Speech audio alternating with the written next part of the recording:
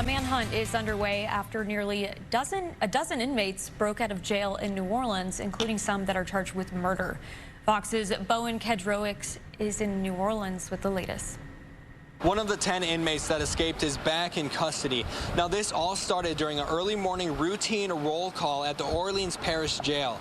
Now, this is when officers realized that several inmates were missing. These are the pictures of the men that escaped. Some of these men are facing charges for murder and armed robbery. Officials say it took about 7 hours after the inmates escaped before anyone noticed. Now, local, state, and federal law enforcement agencies are working to find the remaining 9 inmates who are still on the loose. This is a picture of the hole in the jail where the inmates made their escape.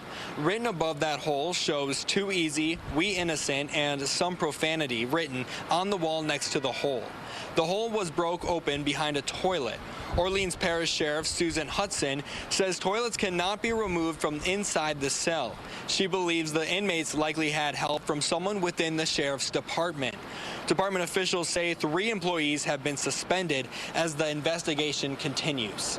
The detainees began yanking on a cell to pull it off track. After breaching a wall behind a toilet in the jail, and based on video surveillance, they were seen exiting a door on the docks where we normally bring in supplies, scaling a wall, and running across the interstate shortly thereafter. Law enforcement agencies are asking people to dial 911 if they see anything suspicious.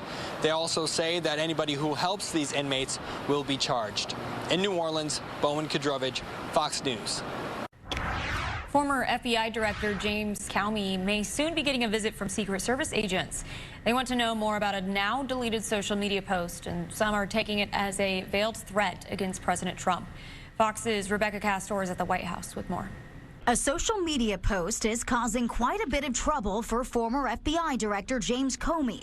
And sources tell Fox News the Secret Service has some questions. Comey shared this photo on Instagram Thursday showing shells on the beach outlining the numbers 8647. 86 informally means to get rid of. It's used in bars and restaurants to strike items from menus, but others use it as slang for murder. As for 47, Trump is the 47th president. That meant assassination, and it says it loud and clear. Comey deleted the post and made another saying, "I didn't realize some folks associate those numbers with violence. It never occurred to me, but I oppose violence of any kind, so I took the post down."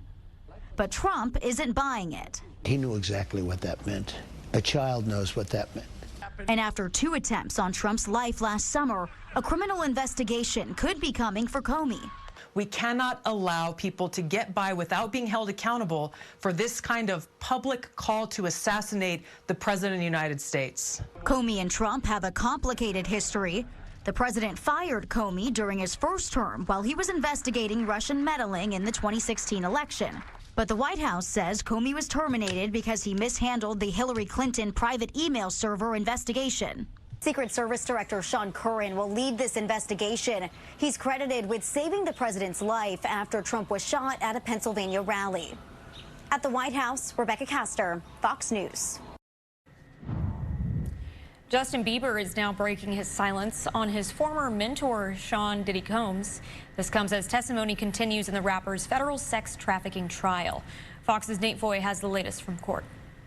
Sean Diddy Combs' ex-girlfriend, Cassie Ventura, wrapped up her second day under cross-examination in Combs' federal sex trafficking trial. She's doing a great job. She's going to be criminally charged. She's not nervous. Diddy's attorneys showed text messages that Ventura sent in the days after surveillance video captured Combs assaulting her at a Los Angeles hotel in 2016. She told the rapper, quote, "I'm not a rag doll. I'm somebody's child." His team admits to domestic violence, but denies all sex trafficking allegations, trying to portray the 11-year relationship as complicated but loving, and that Ventura willingly participated in their so-called freak-offs. This is a question not of whether Sean Combs was violent. It's not a question of whether he was a terrible person. It's a question of whether they had engaged in this interstate commerce for the purpose of sex trafficking. Meanwhile, pop star Justin Bieber is reportedly shutting down rumors that he was a victim of Diddy's after social media posts raised concerns about the pop star's mental health. Sources tell TMZ Bieber became friends with Diddy's sons, Justin and Quincy, and any interactions he had with Combs were, quote, performative. His reps tell TMZ, quote, although Justin is not among Sean Combs' victims, there are individuals who were genuinely harmed by him. Shifting focus away from this reality detracts from the justice these victims rightfully deserve. Combs faces at least 15 years and up to life in prison if convicted. Reporting in New York, Nate Foy, Fox News.